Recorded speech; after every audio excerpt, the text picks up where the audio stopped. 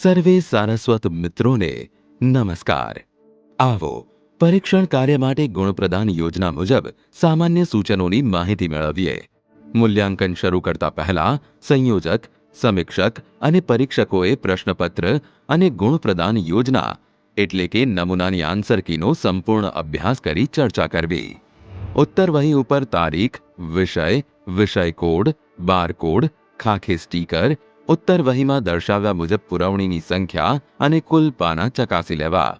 Answer key માત્ર માર્ગદર્શક રૂપરેખા જ છે, તેથી પ્રશ્નને અનુરૂપ સાચી હકીકત સ્વીકારી પરીક્ષણ કાર્ય કરવું.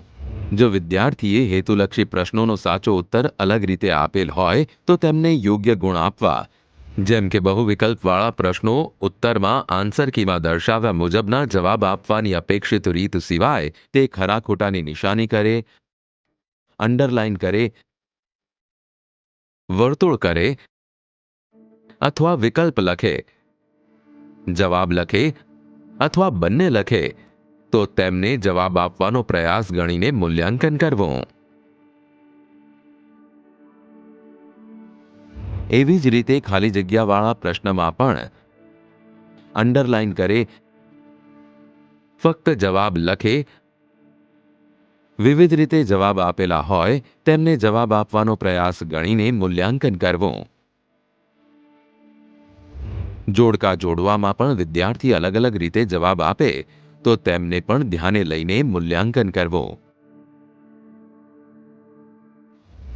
આ જ રીતે ખરા ખોટા છે તે જણાવવામાં પણ વિદ્યાર્થીઓ પોતાની વિવિધ રીતે જવાબ આપતા હોય છે. ખોટા ઉત્તર માટે ખોટાની નિશાની કરી 0 ગુણ મૂકવા અને પ્રત્યેક સાચા ઉત્તર માટે ખરાની નિશાની કરી સ્પષ્ટ અને સુવાચ્ય અંગ્રેજી અંકમાં ડાબી બાજુના ઊભા હાંસિયામાં ખૂણાની નિશાની કરીને ગુણાંકન કરવું. જેમ કે લખેલ અંક મૂળ અંકથી બીજા અંક જેવો દેખાય છે, જેમ કે 2 શૂન્ય જેવો દેખાય છે, 7 9 જેવો દેખાય છે, 7 4 જેવો દેખાય છે. જે પ્રશ્નના ગુણ પૂર્ણાંકમાં ના હોય તેવા ગુણને અપૂર્ણાંકમાં ના લખતા દશાંશ સ્વરૂપમાં લખવા. ઉત્તર વહીમાં વિભાગની શરૂઆત થતાં પેજ પર નિયત કરેલ ખાનામાં ગુણ દર્શાવવા. જનરલ ઓપ્શનના વિભાગમાં વિદ્યાર્થીએ માંગ્યા કરતાં વધુ ઉત્તર લખ્યા હોય ત્યારે બધા જ પ્રશ્નના જવાબ ચકાસી યોગ્ય ગુણ આપવા.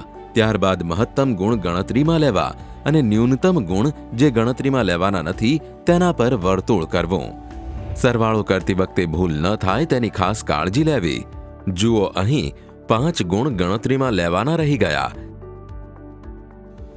જે તે વિભાગના પ્રશ્નો પૈકી કોઈ પ્રશ્નનો ઉત્તર આપેલ ના હોય તો તે પ્રશ્નના ગુણના ખાનામાં NA નોટ અટેમ્પ્ટ લખવું.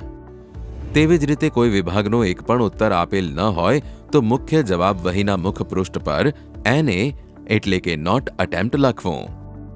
વિભાગનો ક્રમ ના જળવાયો હોય કે પ્રશ્નોનો ક્રમ ના જળવાયો હોય તો પણ મૂલ્યાંકન કરી જે તે વિભાગમાં ગુણ ગણતરીમાં લેવા. જો ગુણ આપ્યા બાદ સુધારો વધારો કે છેકછાક થાય તો તેની સામે ટૂંકી સહી કરવી.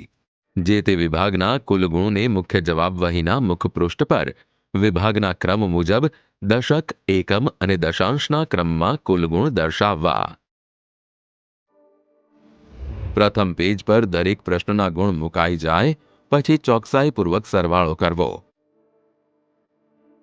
સરવાળો જો અપૂર્ણાંક હોય તો દર્શાવ્યા મુજબ પૂર્ણાંક સંખ્યામાં જ કુલ ગુણ લખવા અને ત્યારબાદ શબ્દોમાં આ રીતે લખવું. સમીક્ષક અને કોઓર્ડિનેટરે ખાસ ધ્યાનમાં લેવાની બાબતો જોઈએ તો સમીક્ષક કોઓર્ડિનેટરે પરીક્ષકોએ તપાસેલ ઉત્તર વહીની સમીક્ષા કરવાની હોય સમગ્ર ઉત્તર વહી નવેસરથી ચકાસતા હોઈએ તે રીતે ચકાસવી. આપને અપાયેલ જવાબદારી મુજબ જ જે તે કલરવાળી પેનનો ઉપયોગ કરવો. જેમ કે પરીક્ષકે લાલ શાહીવાળી પેન, સમીક્ષકે કાળી અને કોઓર્ડિનેટરે લીલી શાહીવાળી પેનનો ઉપયોગ કરવાનો હોય છે. જ્યારે વેરીફાયરે પેન્સિલનો ઉપયોગ કરવો. એટલે કે સમીક્ષક અને કોઓર્ડિનેટરે કાળજી રાખીને પરીક્ષકે આપેલ ગુણની સમીક્ષા કરવી.